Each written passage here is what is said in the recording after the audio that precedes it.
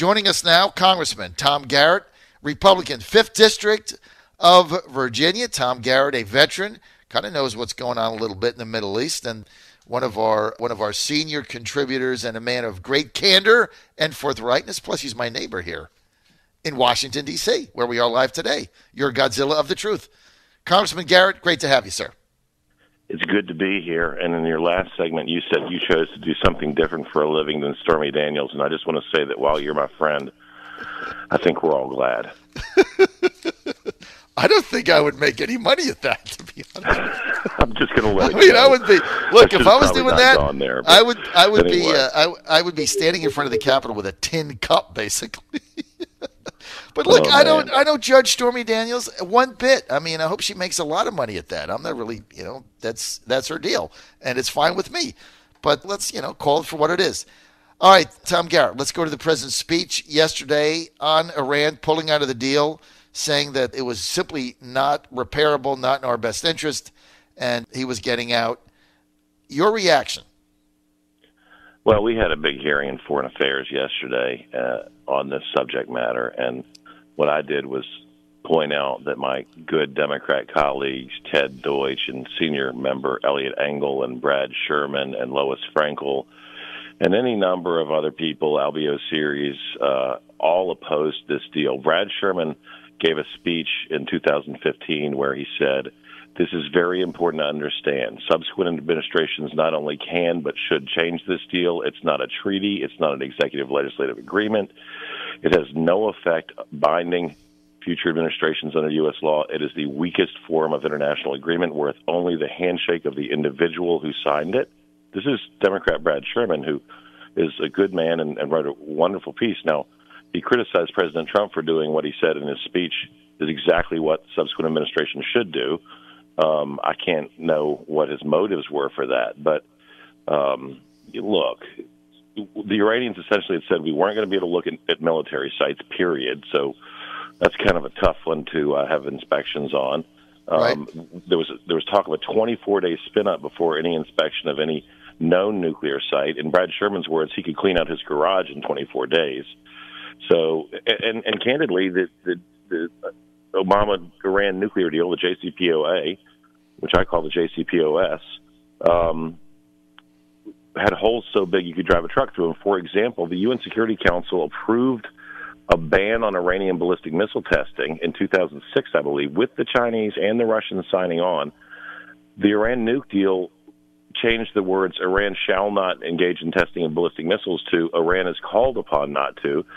Now, I hope you're all seated, but Iran then proceeded to undertake ballistic missile testing. When the Trump administration said, "You guys are violating the JCPOA," the Iranians said, "No, we're not. We're called upon to. It's not that we shall not."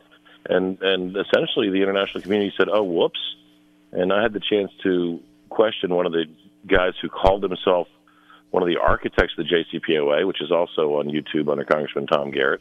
And I said, "Can you tell me why it is that previously Iran had been forbidden from testing ballistic missiles, but under this deal that you cobbled out, they're called upon not to test ballistic missiles?" And he said, "Well, we couldn't get the Chinese and the Russians support." And I said, "That's funny because you had it in 2006. If it was better in 2006, why'd you change it?"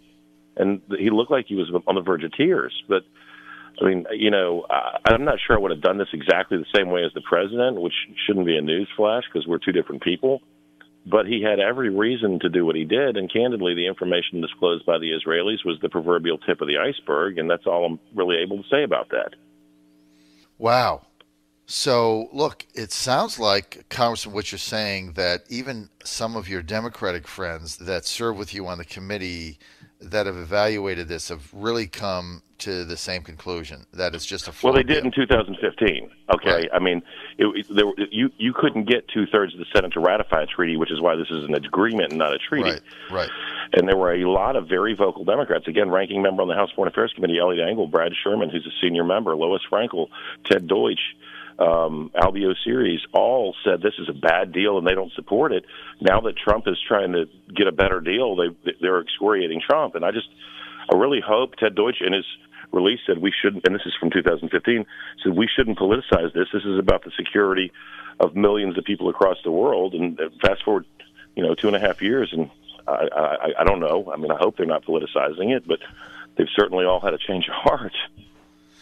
This Google thing really messes people up when they like to flip-flop. It is, and again, there's so many factions now that just take a anti-Trump position regardless of what the position is, that you really have to do that. You really have to now evaluate where people were on certain things, because I've never seen, we've always had a level of partisanship. We had it under George Bush, and obviously we've had it under Obama. People didn't like what he was doing, but it's so bad now that, it doesn't matter what Trump does. Even the people criticizing his North Korean meeting, how could you possibly criticize a legitimate effort at diplomacy? Where would the criticism here be? Well, not only that, but for the first time in 70 years, you were on the brink of a peace deal between the North and the South. Right. Even though the North Koreans have a storied history, as do the Iranians, of violating agreements. Right. A peace agreement between the North and South would be something that no administration has ever been able to do since 1952. So, right. That's, I like to tell people when I think the president's wrong, which means if I'm going to be a fair broker, I should be allowed to tell people when I think the guy's right. I like that attitude. This is the John Fredericks Radio Network, trucking the truth across America. We are with Republican Congressman from the 5th District of Virginia, Tom Garrett. That's the Central Virginia area. His district bigger than Rhode Island, Delaware, and New Jersey or something all put together. If you drive from one end to the other, you better pack a lunch and dinner and a snack because you never get there. Plus, put a lot of gas in your car. Tom, your opponent... I don't want people to pack a lunch. I want them to stop at the fine eating establishments like Barbecue Country in Fauquier County. But anyway... That's what you need to do. Anyway, your opponent, Leslie Cockburn, received the Democratic nomination for the 5th Congressional District Saturday during the Democrats' convention in Farmville, Virginia, home of Longwood University, one of my favorite colleges in the state. She defeated 3 other candidates. But hours after that, the Republican Party of Virginia, and that is not an oxymoron, there is a Republican Party of Virginia. It is more than just a postal permit, contrary to popular opinion. Anyway, they noted that she was the author of a book with her husband, Andrew, titled Dangerous Liaison, the inside story of the U.S.-Israeli covert relationship. And according to the statement, they said that Cockburn's book advocated for the inherently anti-Semitic belief that Israel controls America's foreign policy, and the RPV accusing Ms. Cockburn of being an anti-Semite based on... Well, the RPV didn't do that, actually. I think that I read the release. That was the New York Times book review that said that. Okay, so the RPV didn't say just published the New York Times book review on that book. So do you believe she's an anti-Semite? I can't know her heart, but I do think that the New York Times book review has credibility, and I would encourage people to read what's been written by professional book reviewers about the book and form their own opinions. But again, I think it's important to differentiate between a political entity putting out a statement and the actual source of that statement. That'd be like me saying, I look forward to the day when we judge people by the content of their character, not the color of their skin, and you saying Tom Garrett said that. Well, I did, but I was quoting somebody else. All right, so John Finley, who's the executive director of the Republican Party of Virginia, said in a prepared statement, he said, and this was just a statement, he said, in the wake of the tragedy that was Charlottesville, it's unconscionable that the Democrats would nominate an anti-Semite like Cockburn. Now, this is Finley speaking, not the New York Times. He says an anti-Semite like Cockburn to represent that town and that district in Congress. He goes on to say the Republican Party of Virginia calls on the Democratic Party and Senator Tim Kaine to swiftly and unequivocally withdraw their support for Leslie Cockburn. Do you think it's an issue in your race? Yeah, the voters are going to decide what the issues in the race are. But to me, jobs in the economy, really focusing on understanding the role of the federal government and protecting our nation and providing for our citizens within the purview and scope of our particular enumerated responsibilities.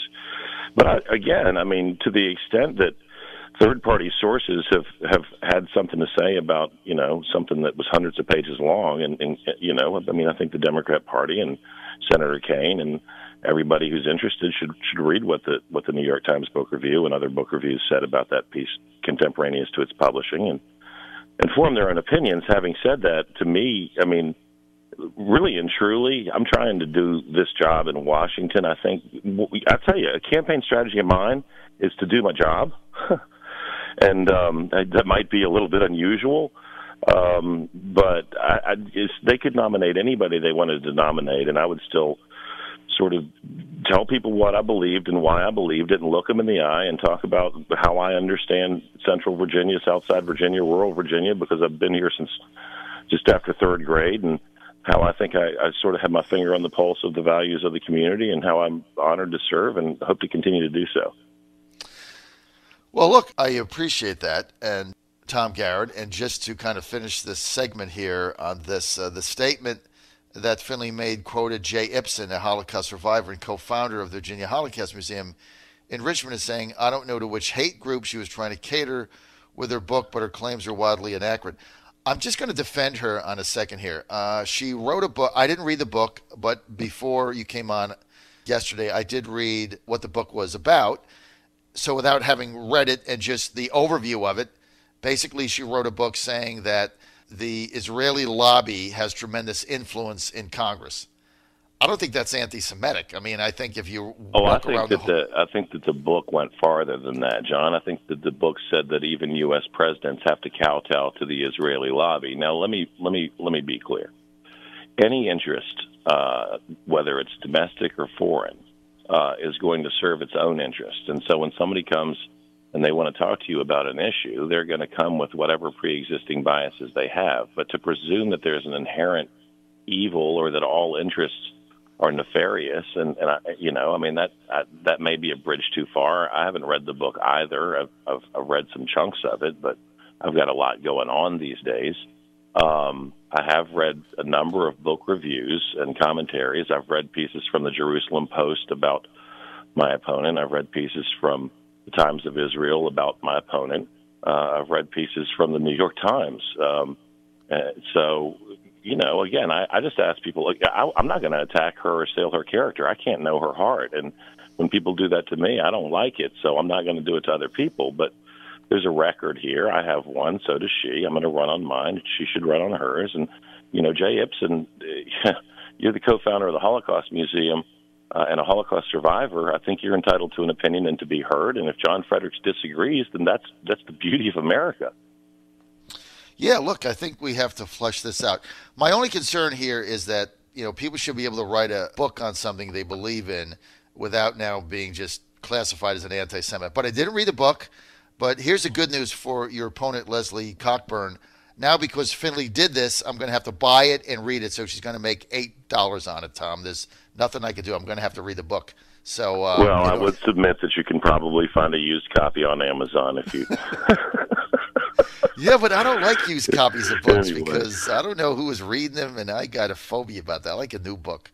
I don't like the old copy. I used to hate that when I went to college. I didn't have any money. I'd have to buy the old one, and they'd be all scribble things in it and coffee stains on it, and I don't like that. But yeah, I'm going to spend the $8 and buy it. Tom Garrett, thanks for being with us, and I assume that if you get reelected, unlike Nancy Pelosi and the Democrats, you're not going to vote to repeal the Trump tax cut and then raise people's taxes. Is that a fair assumption for me to make, Tom? Yeah, I think that's a safe one. When CBS Boston, one of the highest state and local income tax localities in America, says 90% of their viewership will get a tax cut, it's probably good policy. Tom Garrett, great to have you with us. That's right. When 90% of the most affluent area of Boston says they're all getting a tax cut, it's probably a good thing. Thanks for being with us.